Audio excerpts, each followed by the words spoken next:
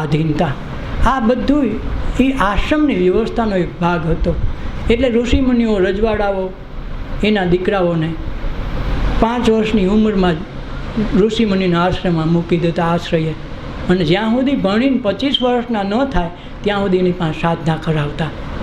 એટલે આપણો જે ધર્મ છે વર્ણાશ્રમ, 4 જાતના આશ્રમ કીધા છે, સર્વશ્રેષ્ઠ ગૃહસ્થ ધર્મ છે. પણ આશ્રમ દ્વારા ગૃહસ્થ ધર્મ ને ગૃહસ્થ ધર્મ દ્વારા આશ્રમ હાલે એ વાતની કાંઈક વાત પણ છે. જે કાંઈ એની સમજમાં આવે એ પ્રકારે આ જસુબેન અકબરી, આમ જસવંતીબેન છે, અમદાવાદથી આવ્યા છે. 2 શબ્દો એના વિશે કહે.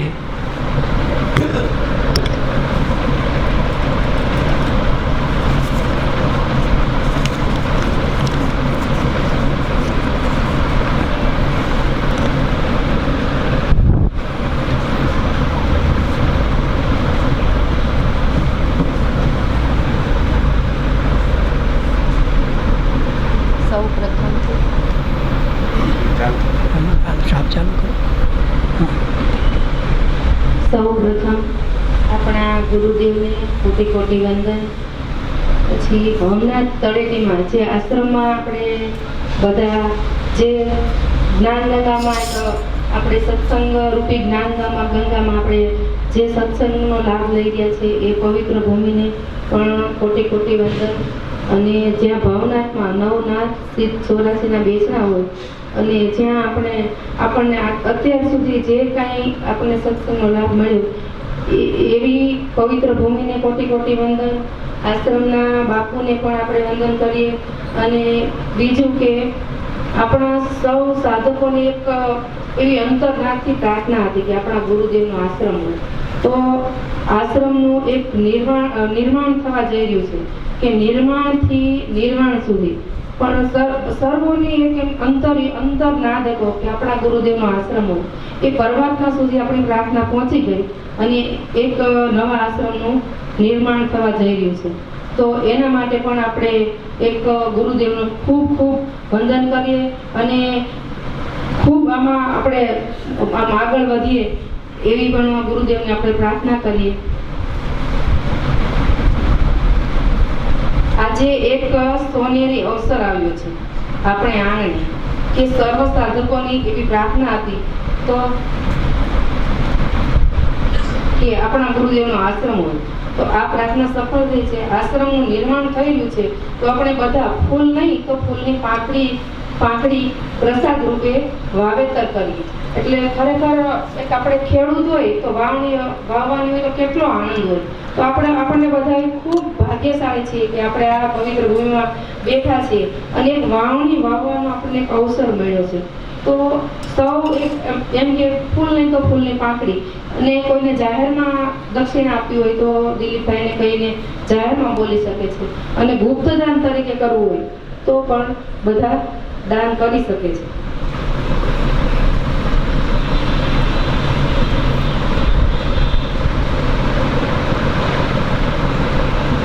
નિસ્વાર્થ ભાવે કાર્ય અવિરત ચાલુ છે અને રહેશે. તો આપણે બધા ભાગ્યશાળી છીએ કે આપણે સાચા ગુરુ મળ્યા છે અને સાચી દિશા મળી છે. તો સૌ આ કાર્યમાં ભાગીદાર બનીને સેવાનો લાભ લઈએ, અવસરની ઉજવણી કરીએ. જ્યાં પાયો મજબૂત હોય તો બિલ્ડિંગ મજબૂત બને. તો આપણા આશ્રમના પાયાનું આજે વાવેતર કરીએ. આંબો આપણે વાવીએ અને ફળ આપણા બાળકોને મળે છે. તો આપણે એવું કંઈક વાવેતર કરીએ અને આશ્રમના શુભ મુહૂર્તમાં એવી પ્રાર્થના કરીએ કે સંત મહાપુરુષનું પ્રાગટ્ય થાય અને ચારે દિશામાં એની સુગંધ ફેલાય અને સૃષ્ટિ ચાલે ત્યાં સુધી જન્મો જન્મ સંત મહાપુરુષનું પ્રાગટ્ય થાય અને આપણા ગુરુદેવનું નામ અમર રહે એવી અંતર્મનથી પ્રાર્થના.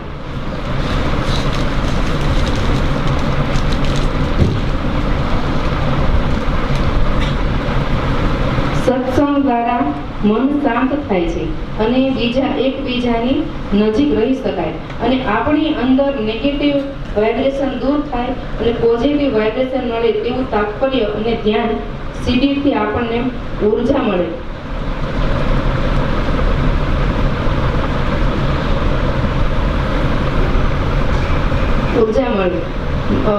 જીવન આનંદમય બને. ધ્યાન સાધનાથી આપણા તનના અને મનના રોગો તો જાય પણ ભવ રોગ પણ જાય. માટે ધ્યાન શિબિરનું પણ આયોજન. 10મો ભાગ કાઢવા અંગેના શાસ્ત્રો તથા સંતોના વિચારો. આપણા જીવનમાં આપણી કમાણીનો 10મો ભાગ કાઢવો જ જોઈએ. એ દરેક ધર્મોના સંતો, શાસ્ત્રો ને દરેક મહાપુરુષો કહે છે. તો ખરેખર આપણા ઘરની અંદરથી જો દવાખાના, નેગેટિવિટી, નબળા વિચારો, વ્યસનોથી દૂર રહેવું હોય તો અનુભવ કરવો. 10મો ભાગ મને તો ખૂબ જ રિઝલ્ટ મળ્યું છે.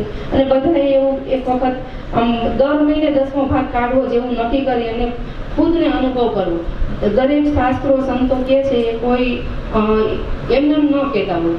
તો આપણે એક ફૂલની પાંખડીનું એક આપણે વાવેતર કરીએ અને 10મા ભાગની શરૂઆત કરીએ તો એક આમ આપણે કહી શકાય કે આપણને ખુદને જ અનુભવ થાય. એમને તો સંતો, શાસ્ત્રો કે આપણા મહાપુરુષો ન કહેતા હોય.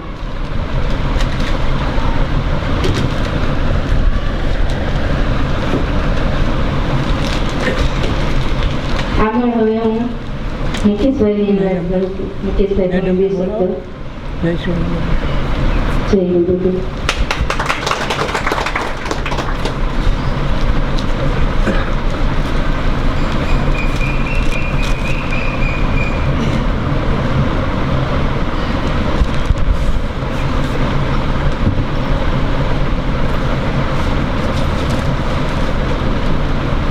બોલો સદગુરુદેવની જય. આમ તો બધા આપણે સત્સંગી ભેગા છીએ, પણ ગુરુના જે શબ્દ છે ને એને તો સમજવા બહુ અઘરા છે. ગુરુ વિશે સમજવું ને એ કઠણ છે, કેમ કે અનુભવની વિષય છે. આપણે ગમે આવરણમાં તો આવીએ, એના માટેનો જ સત્સંગ છે. પણ મારી પાસે બહુ શબ્દ નથી એટલે હું સાચું નહીં બોલું. બોલો સદગુરુદેવની.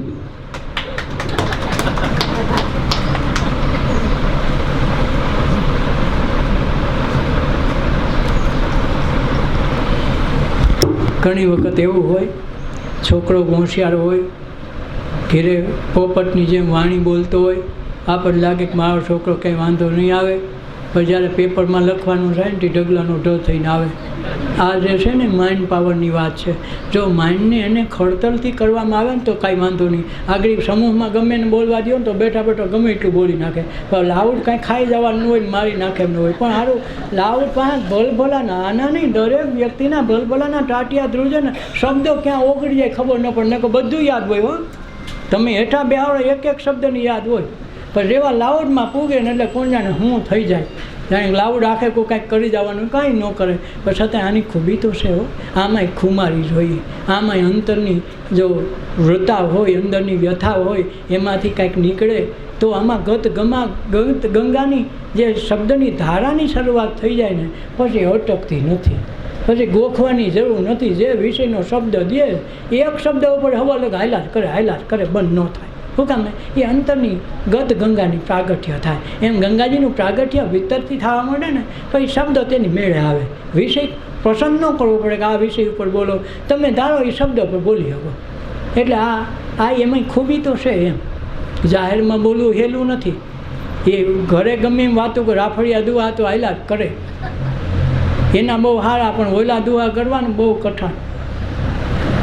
પીપળ ઉપર પગેડો માર્યો, રીંગણા ખૈરા બે ચાર વાંકો વળીને લેવા આવેલો તો કે ખેંગાર કે રામ રામ, હવે આ દુવાનો મેળ તમે ક્યાં કરશો? આ રાફડિયો દુઓ કહેવાય. હવે એક જયશ્રીબેન બે શબ્દો કહે.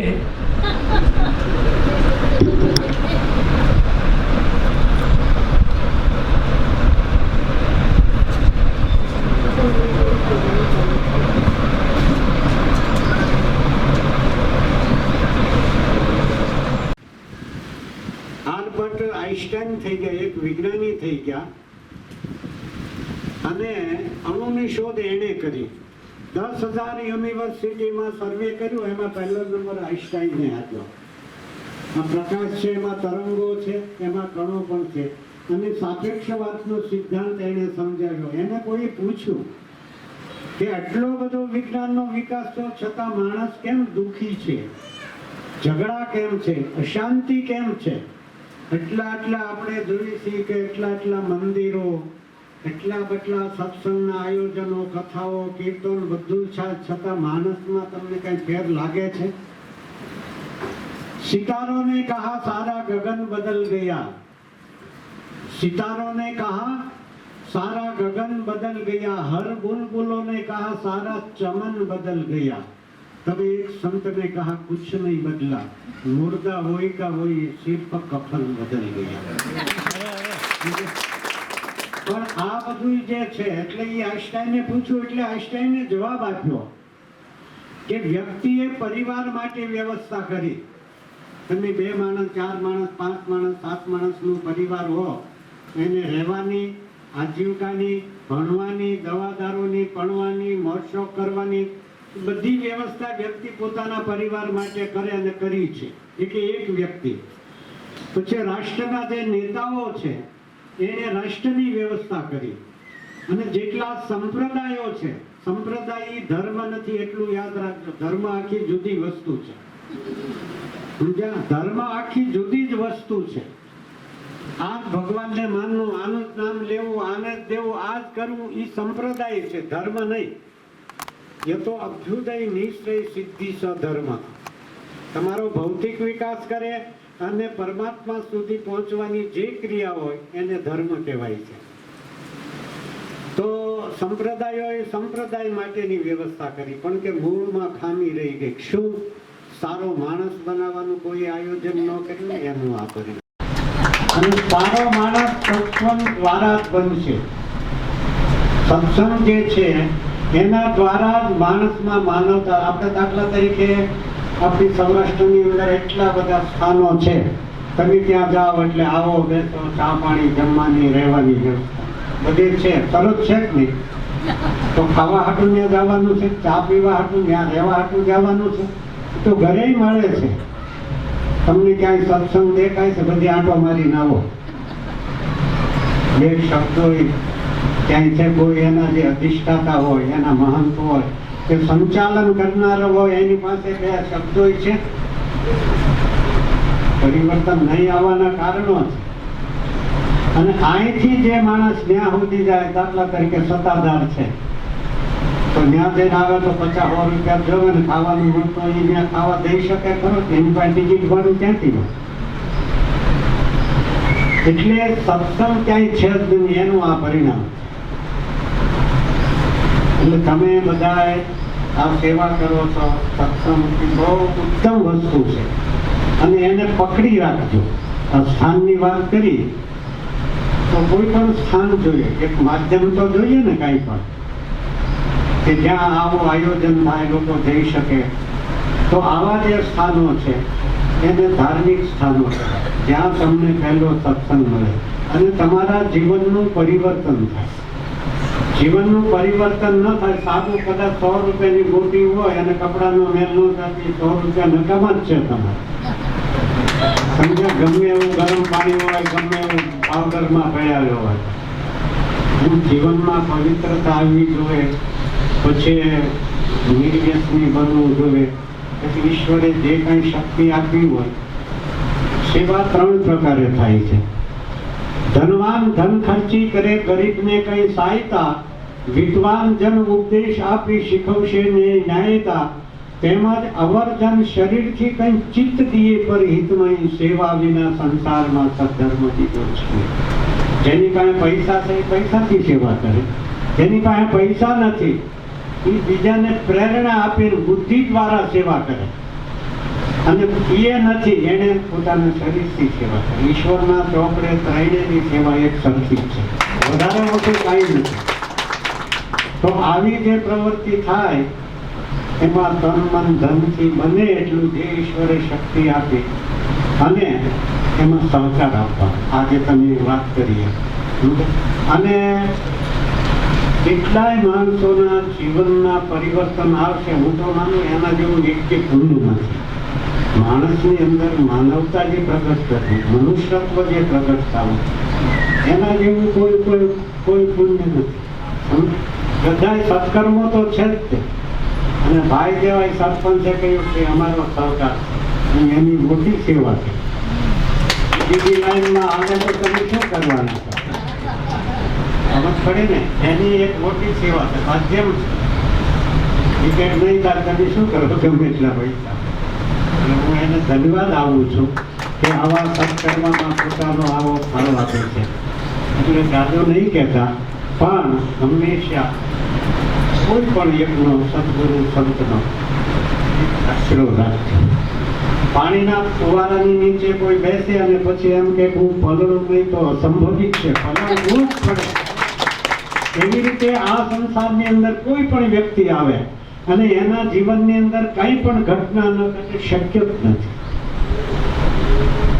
ઉનાળો હોય, ધોમ ધક્યો હોય, લૂ વાતી હોય, માણસ એક રસ્તા પર વયો જતો હોય, એમાં રસ્તાના કાંઠે ઘટાદાર વૃક્ષ આવે, એટલે ગરમી નહીં ઘટે, પણ વૃક્ષની નીચે આવે એટલે એને શાતા તો જરૂર મળે છે. એમ સંતના શરણમાં, સદગુરુના શરણમાં જશો, શાતા જરૂર મળે છે, જરૂર મળશે. એટલે એવું શરણ રાખવાનું, એક ખોળો રાખવાનો, જ્યાં માથું નાખી બે આંસુ પાડીને તમારે દિલથી વાત વ્યક્ત કરી શકો, તમને શાતા મળે. તો તમે બધા આ લાભ રહ્યા છે એવું કાયમ રહેતા રહેજો, સત્સંગ કરતા રહેજો, અને ઈશ્વરે જે કાંઈ શક્તિ આપી છે એ શક્તિ દ્વારા સેવા કરતા રહેજો.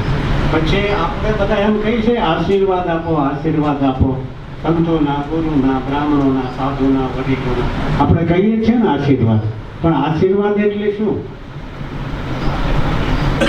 આશીર્વાદની અંદર 4 અક્ષરો છે, અ, શી, વ અને દ, 4 અક્ષર. તો પહેલો અક્ષર અ છે. અ એટલે શું? અ દ્વારા શું અપાય છે કે અનંત કાલે બહુ રાજ્ય લક્ષ્મી. એને આશીર્વાદ દેવામાં આવે છે, એને એમ કે છે તને લક્ષ્મીની પ્રાપ્તિ થાવ.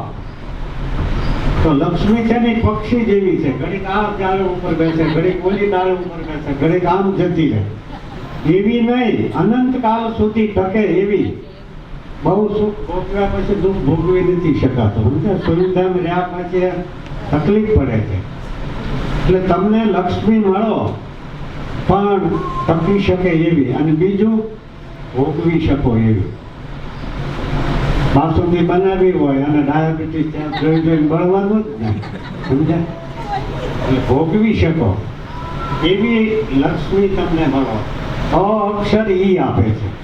પછી શી આવે છે. ભગવાન શિવજીની કૃપાથી તમે પ્રગતિ કરો, સોપાન ચડો, તમને સિદ્ધિઓ મળે, તમે આગળ વધો, એ શી અક્ષર આપે છે. પછી વ આવે છે. વક્વા ઉત્તર શત્રુ વિનાશનમ છે. 2 પ્રકારના શત્રુ. એક ભૌતિક તમારી સમૃદ્ધિ જોઈને મળતા હોય, અગર તો તમને નડતા હોય, અને એક અંદરના કામ, ક્રોધ, લોભનો, એ 2 પ્રકારના શત્રુઓ તમારા નાશ પામો, એ વ અક્ષર આવે છે. પછી આવે છે દ. બધું મળી ગયા પછી શું કે દત્તા મુકુંદ ચરણારવિંદ. ચરણ કમળમાં તમારો પ્રેમ થાવ, પ્રીતિ થાવ, આશીર્વાદ. એટલે અમારા તમને આશીર્વાદ છે કે આવું નવું કરતા રહો, સેવા કરતા રહો, સત્સંગ કરતા રહો, અને સમાજની તમારી નજીક જે કોઈ દુઃખી હોય, દર્દી હોય, એટલે આપણી શક્તિ પ્રમાણે સેવા કરજો, માનવ સેવા કરજો. સમજ પડે ને? કારણ કે આ સંસાર ઈશ્વરે બનાવ્યો છે. ડાર્વિન એક થઈ ગયા, વિજ્ઞાની, ઉત્ક્રાંતિવાદનો સિદ્ધાંત તેને આપ્યો. આમાંથી આ છો, આમાંથી આ, પછી વાંદરો છો, પછી માણસ છો, એમ કીધું. સમજ્યા? એમ કે વાંદરામાંથી માણસ પ્રગતિ કરતા કરતા.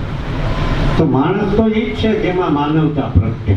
બરફ ગમે એટલો હોય પણ ઠંડો ન હોય તેને બરફ ન કહેવાય. અગ્નિ છે એ ગરમ ન હોય તો એને અગ્નિ ન કહેવાય. એ માણસમાં માનવતા ન હોય તો એને માણસ ન કહેવાય, એને પશુ જ કહેવાય.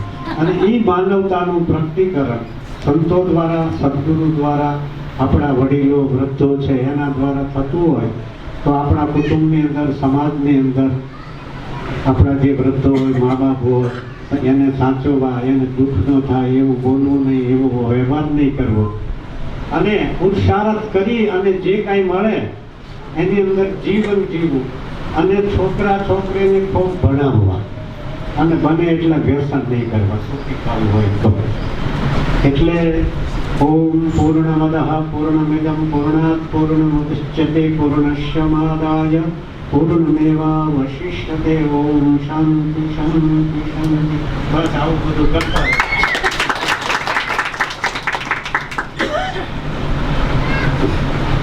સરસ, બહુ સારું. સ્વામીજી આપણને આશીર્વાદ આપ્યા. અવનવા આશીર્વાદ આપણી પર વરસતા રહે. એ હસતો.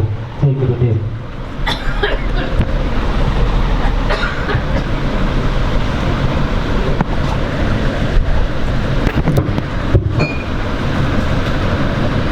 બધા સંત મહાપુરુષોને એક જ હૃદયથી ભાવ હોય કે કેમ તરી જવાય, મારા શિષ્યો કેમ હવાયા બને, આ બધાનો ભાવ હોય.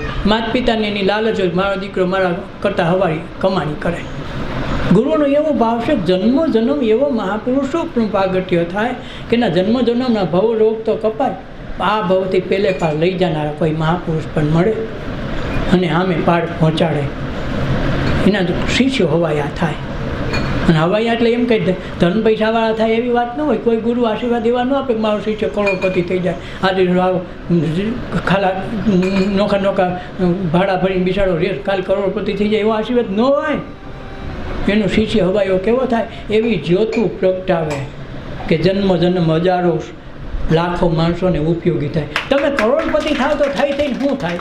તમે 5 જણા 10 જણાને મજૂરી રાખવાના, તમે કોકની પાસે કામ કરાવવાના, તમારા કરોડપતિ થયા તો એની રોજગારી તમને 5-50 માણસની રોજગારી કરો.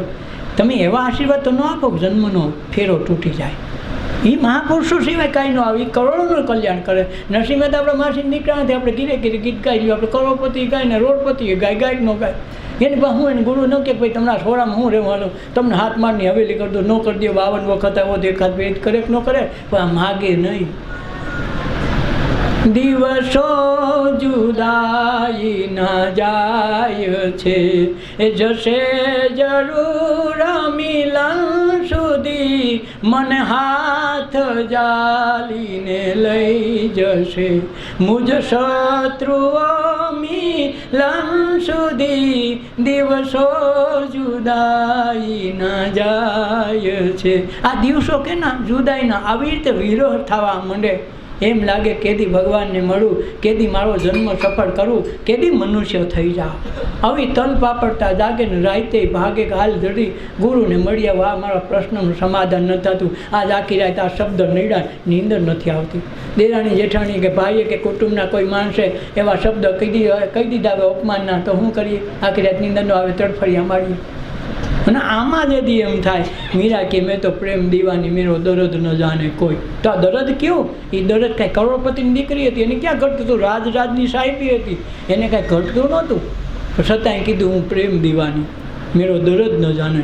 આવો દર્દ આવે, આવો વિરોગ આવે, આવો વૈરાગ આવે જીવનમાં, તેથી ઈશ્વરનો ઉગાડ થાય. ગોપીઓ એટલે ખાટી ગયું. આપણે એક વાણીનું ગુરુ ગોરખનાથની એક વાણી છે, એ ગાઈને પછી આપણે આજનો સત્સંગ પૂરો કરશું. અને પ્રસાદ લીધા વિના ન જાય અને સાથે જી લે. વાણી રે વાણી મારા ગુરુજીની વાણી, વાણી રે વાણી મારા ગુરુજીની વાણી, જીવતા પરણાવી બાવે મારે મુવે ઘેરાણી,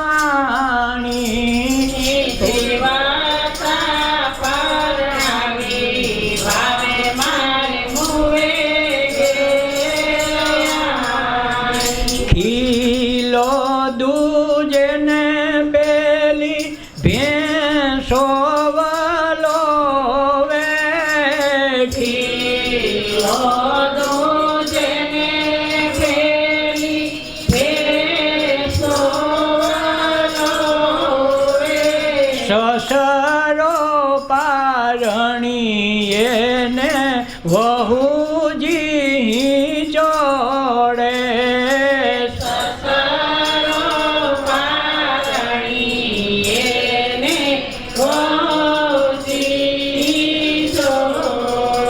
વાણી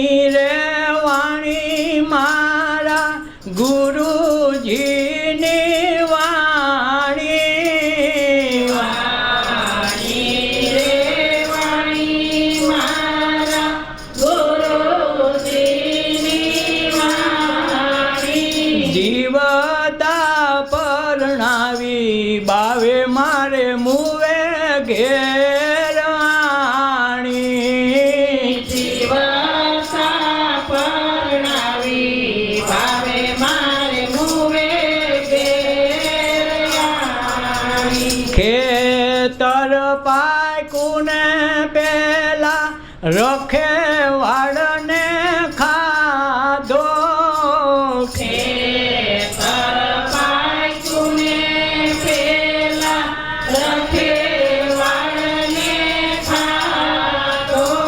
ઉડતા પંખીડાએ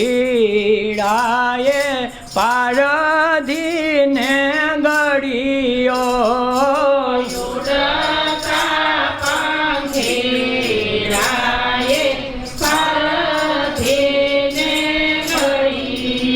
વાણી રે વાણી મારા ગુરુજીની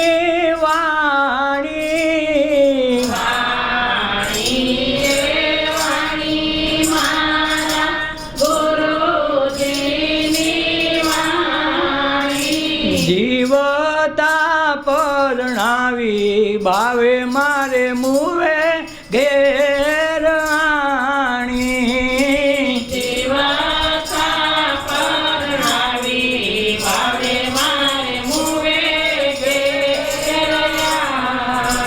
નીચે હાંડીને ઉપર ચૂલા રે ચડાવ્યા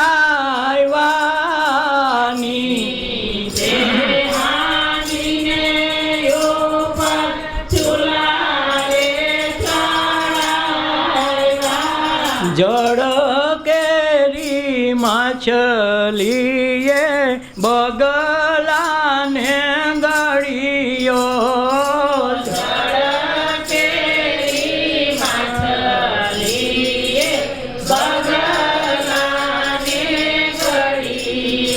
વાણી રે વાણી મારા ગુરુજીની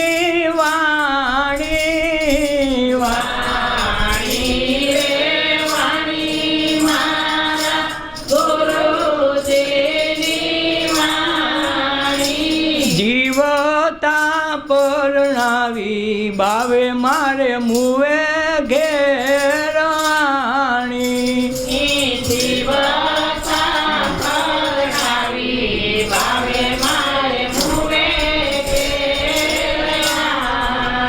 ધરતી વર્ષે ને પેલું આકાશ ભીંજે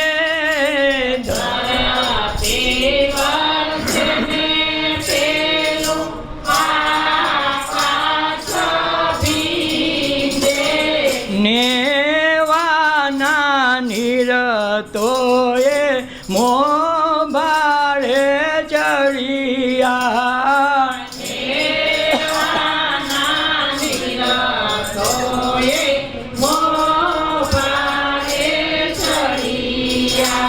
વાણી રે વાણી મારા ગુરુજીની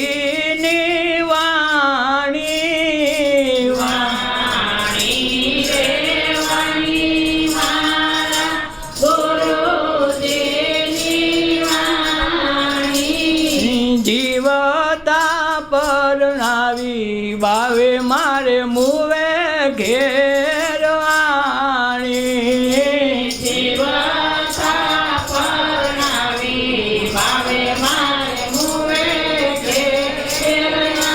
આણી બાવો બોલો રે પેલો મચ્છંદરનો ચેલો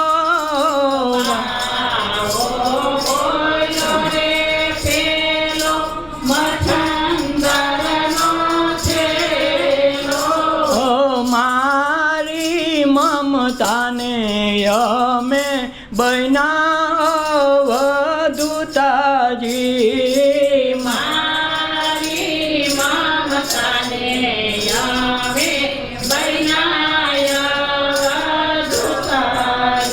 વાણી રે વાણી મારા ગુરુજીની વાણી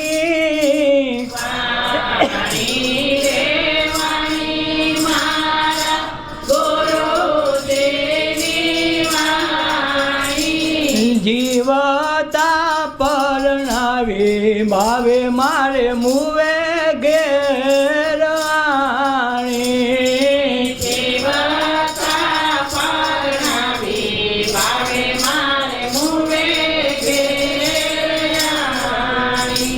આપણને કોઈક જીવતા પરિણાવે અને પછી ઘર વાળીને આણું મર્યા પછી વાળે તો કેની હારે લગ્ન કરવા તમે કહો? આ એવી વાણી છે. જો આ બધા એમ કે અવળ વાણી છે, પણ ગુરુ ગોરખનાથે તો હવળી લખી. તમને હવળિયા લાગે તો એ શું કરે ભાઈ? આ વસ્તુ તો બહુ સરસ આપી છે. આ એક વસ્તુ સમજવામાં એક કડીમાં એક સત્સંગ જોઈ. 8 આ કડી છે, 8 કડી હોય તો 8 સત્સંગ જોઈ. 8 રાત પૂરી ન પડે એક વાણી સમજવામાં. કારણ કે વાણી મારા ગુરુજીની વાણી. ગુરુ તો ગમે એટલા ગુણગાન ગાય તો ગુણના ગુણ ખૂટે નહીં, અને ખૂટે તો ગુરુ નહીં. આ મોટી વાત છે. એટલે આ વસ્તુ સમજવા માટે, આ સાધના કરવા માટે, આ ધ્યાન કરવા માટે આપણે સત્સંગની રૂપરેખા માટે આશ્રમનું નિર્માણ કરવા માગીએ છીએ, જેથી માણસનું આરોગ્ય, આ બધાની ઘેરે સુખ સગવડતા, પૈસા બધું સાધનો હોય છે, પણ માનસિક શાંતિ નહીં હોય. એક દિવસ ઘીરે હું તો એમ કહું, 4 વ્હીલ નહીં, એક ઘીરે એક ચાર્ટર્ડ વિમાન એક વ્યક્તિ દીઠ ઉડતા હોય છે. એવો જમાનો દૂર નથી, યાદ રાખજો. એ જમાનો દૂર નથી. પણ તેથી માનસિક શાંતિ કોઈની પાસે નહીં હોય. આજથી જે યોગા શરૂ થયું ને, એક દિવસ શાંતિ માટેના આશ્રમો છે. જેમ ડૉક્ટરના મોટી હોસ્પિટલો, મલ્ટીસેશન હોસ્પિટલો થઈ ને, એ શું કામે? શરીરના રોગ માટે, પણ મનના રોગ માટે કોઈ નથી. અને આ જાજા મોટે ભાગને રોગ 80% નહીં પણ 90% માનસિક રોગ છે, 10% શરીરના રોગ છે. આ રોગ માટે તમારે આશ્રમની જરૂર પડશે. આના માટે સાધના પંથવાળા કોઈ મહાપુરુષને મળવું જોઈએ. મનની શાંતિ કોઈ નહીં આપે. શરીરની શાંતિ તમે કહો કાલ મને થમ્સઅપ પાઈ દે સારું થઈ જાય, પછી ટાઈમ પડી રહે. મનની શાંતિ માટે આવા મહાપુરુષોની વાણીની, એની સરળતાની, એના સાનિધ્યની વારંવાર જરૂર પડશે. ક્યાંય એવી જગ્યા નહીં હોય, તમારી પાસે દોસ્તારો હોય છે, ધન સંપત્તિ છે, બધું હોય છે, પણ તમારી પાસે એવો દોસ્તાર નહીં હોય કે તમે એને ખંભે માથું મૂકીને રડી શકો, કે તમારા દિલની વાતનો ભાર હળવો કરી કે એવો માણસ મળવો કઠણ. એવા માણસને મળવા માટે, એવા માણસો તૈયાર કરવા માટે સત્સંગને ધ્યાનની ખાસ જરૂર પડશે. એ આપણે આશ્રમ દ્વારા વ્યવસ્થા કરવાની એક તૈયારી રૂપે. સાધના કેન્દ્ર તો હાલે છે દર્દીઓ માટે. હવે વિચારો જેને માનસિક રોગના તકલીફો છે, માનસિક, એના પણ વિચારોમાં પરિવર્તન લાવીને એની પણ સાધનાને શિબિરો દ્વારા માનસિકથી પછી જેને આગળ વધવું છે કે હવે માનસિક તો ગયું, શરીર ગયું, અમારે આધ્યાત્મિક પંથમાં ઈશ્વર સુધી પૂગી જવું છે, અમારા સ્વરૂપની ઝાંખી કરી લેવી છે, અમારા અંદર બેઠા, અમારા ઘટમાં બિરાજતા શ્રીનાથજીને મળી લેવું છે. એને માટેની એક આગવી વ્યવસ્થાના ભાગરૂપ આપણે આશ્રમની વ્યવસ્થા કરવા માગીએ છીએ. જે ઘરે બેઠા નહીં થાય, આશ્રમ માટે અલાયદી જગ્યા હશે ને તો કોઈને કોઈ આવા માણસો મળશે, જેને નવીન માણસો મળશે. એની કોઈને કોઈ પ્રશ્ન અલગ હશે. એ બધાના એક જ જગ્યાએ હોય તો સંત મહાપુરુષોના આશ્રય જાય તો તન, મન, ધન અને જે કાંઈ છે એ આરોગ્ય બધી હોય. આધિ વ્યાધિ ઉપાધિ આ જગતમાં છે, પણ સત્સંગ સિવાય ક્યાંય એની શાંતિ નથી થતી. ને કે પરીક્ષિત રાજાને મોત તો ઓમે આવે હતું, પણ એને એમ થયું મારે આ કાયમી શાંતિ જોઈને મોક્ષ કરી લેવો પછી મળવું. તો સુખદેવજીનો જીવતા પકડા કે ગુરુજી તમે મારા ગુરુ થાવ, તમે કહો તો તમને આખું કરી દઉં, આ રાજપાટ તમારું, પણ મને સત્સંગ કરીને 7મે દિવસે ઉદ્ધાર થાય એવું કાંઈક કરો. તો એને 7મે દિવસે શ્રીમદ ભાગવતની જે સપ્તાહ કરી તો જીવતા મોક્ષ કર્યો. મર્યા નથી એવું નથી હોય, દેહે કરી ના જઈએ નથી, પણ મોક્ષ જીવતા કરાવી દે ને એવા સદગુરુનું સત્સંગ કરી લ્યો. નકર મોક્ષને બધું એનું થાય, રૂપિયાવાળાને જલસા એને કરવાને. તમે કાપીને કે ગમે ફલાણાને દઈરા પછી તમારા ગયા, એને દારૂમાં કર્યા, ઓલામાં ગયા, તમારા ગયા, વાવેતર ન થયું. હા તો તમે ખારી જમીનમાં વાવવા જાવ, ભાઈ અમારે અહીંયા તુવેર વાવીએ, કોઈ દી કાંઈ થયું ન હોય તો તુવેર થાય. એમ તમે આવડી જગ્યાએ વાવો કાંઈ પાકશે નહીં, એવી જગ્યાએ વાવો કે એકના અનેક થઈને આવે. એટલે મારો તો એવો વિચાર છે, એવા સાધના પંથ કરો, એવા ધ્યાન કરો, એવી સાધના કરો કે આશ્રમના વિકાસ તો થાય, તમારા માનસિક વિકાસ થાય. કાલ સવારે તમારા જીવનમાં કોઈ મહાપુરુષ આવી જાય, કોઈ એવી વ્યક્તિના જીવનમાં તમે આવી જાઓ અને એનો પણ વધાર થાય. જેમ દીવો અડી ગયો તો દીવો થઈ જાય, તમારા દિવારે આત્મનો પ્રકાશ થાય. મારી આ દ્રષ્ટિ છે. એટલે આપણે હવે લાંબો સમય આપણે લેવું નથી. આ તો ઓઠ કંઠ હાલે નહીં સેજે સુમિરન હોય, કહે કબીર વા પલકું કલપ ન પકડે કોઈ એનો પલ્લો પકડે નહીં. કબીર મન પંછી ભયા ઉડ ચલાકાર,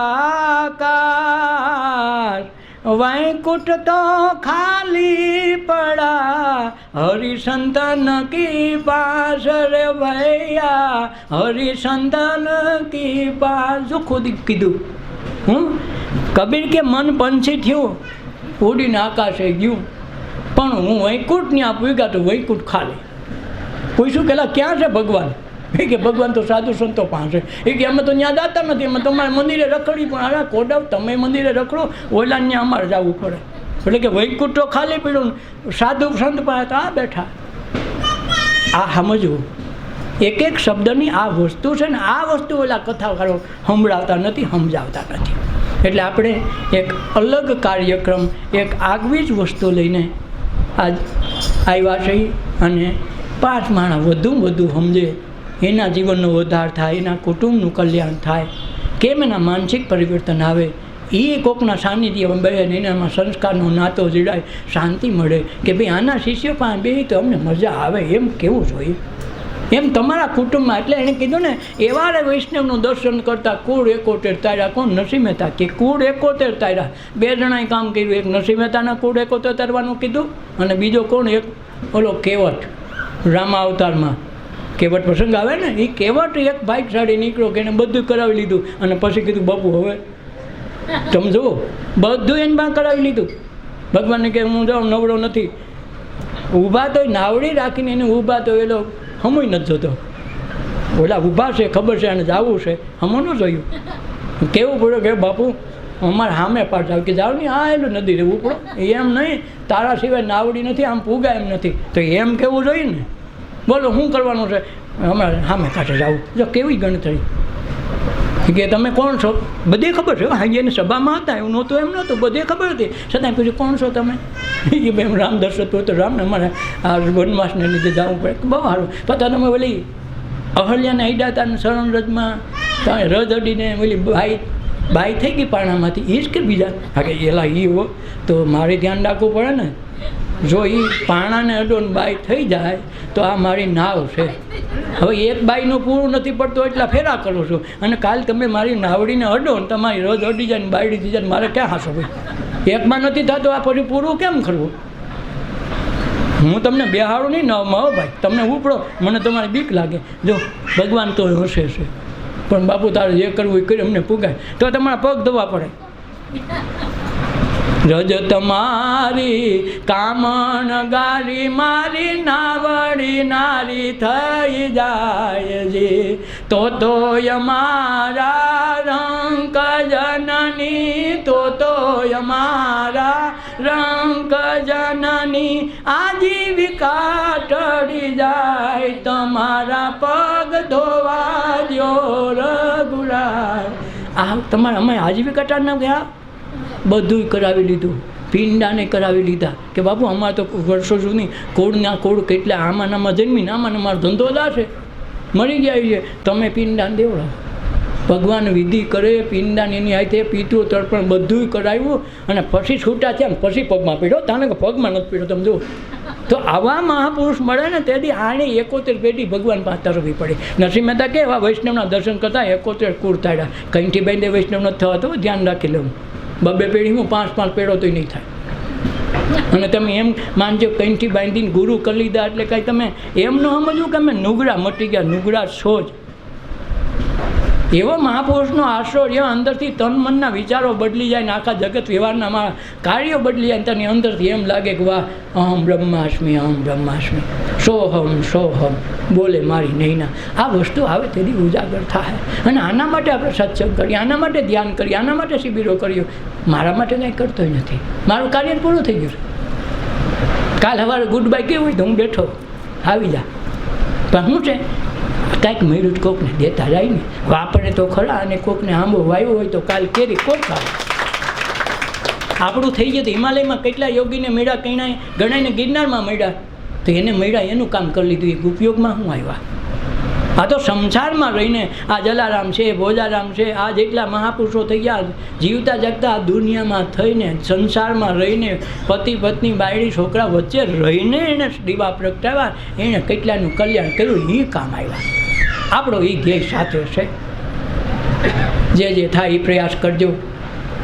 આમાં સહભાગી આશ્રમના નિર્માણમાં આપણું જે યથાયોગ્ય આપવા લાયક હોય તનમન ધવથી જરાય જીવ ઊંચક રાખ્યા વિના મારું છે ને મારા માટે આપું છું, મારે આંબો વાવવો ને મારા છોકરાને કુટુંબને તારવું છે, એના કલ્યાણના અર્થે હું આપું છું.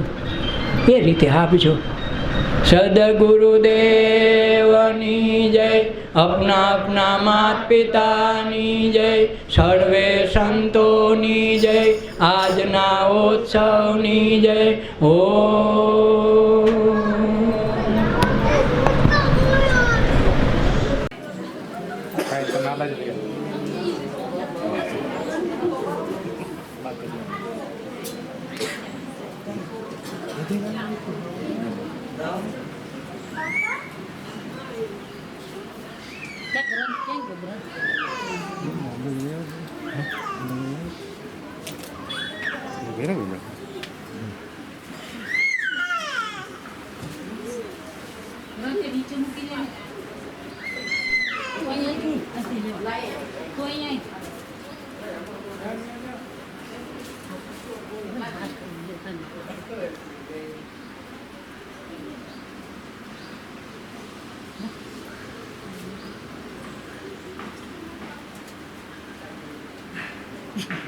ફોન જેવો આવે એમ રહેતી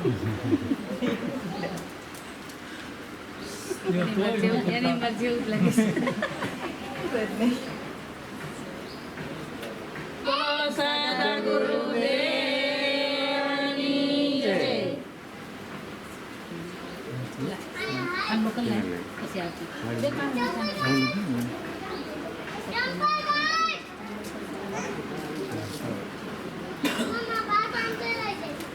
જય સા